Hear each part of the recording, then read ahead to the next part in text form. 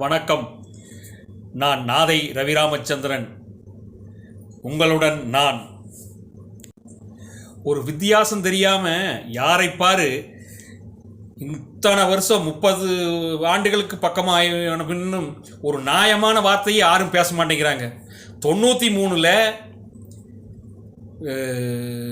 வைகோவினுடைய ஆதாயத்துக்காக விடுதலை புலிகள் கலைஞரை கொலை செய்ய திட்டமிட்டு இருக்கிறாங்கிற ஒரு ஊர்ஜிகமில்லாத ஒரு மத்திய மாநில அரசாங்கத்தினுடைய சதி வேளையில் திமுகவை ரெண்டா உடைக்கணும், திமுகவை ஒழிச்சு கட்டணும்னு சொல்லி எடுத்த ஒரு ரகசிய முடிவுகள்.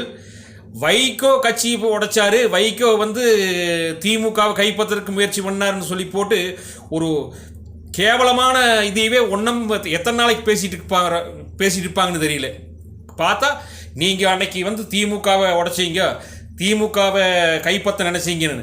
அவர் திமுக தலைவர், கலைஞர், கட்சி இந்த மூணும் உயிராக இருந்தவர். அவர் எதுக்கையா திமுக உடைக்கணும்? அவர் நினச்சிருந்தா அன்னைக்கு முதலமைச்சராக இருந்த, தொடர்ந்து முதலமைச்சராக இருந்த புரட்சி தலைவர் பின்னாடி அவர் கூட போய் சேர்ந்துருக்கலாம். தன் லட்சியத்தில் தான் ஏற்றுக்கொண்ட அண்ணாவின் கொள்கையில் இந்த நொடி வரை உயிர் துடிப்பொடுக்கக்கூடிய ஒரே ஒரு தமிழ்நாட்டு தலைவர்னா அது எங்கள் பொதுச் செயலாளர் வைகோ. வாழ்க வைகோ! அவருடைய நடைப்பயணம் வெற்றியடையட்டும். நாங்கள் எல்லாரும் காலத்துக்கும் அவர் பின்னாடி தான் இருப்போம். நன்றி, நன்றி, நன்றி.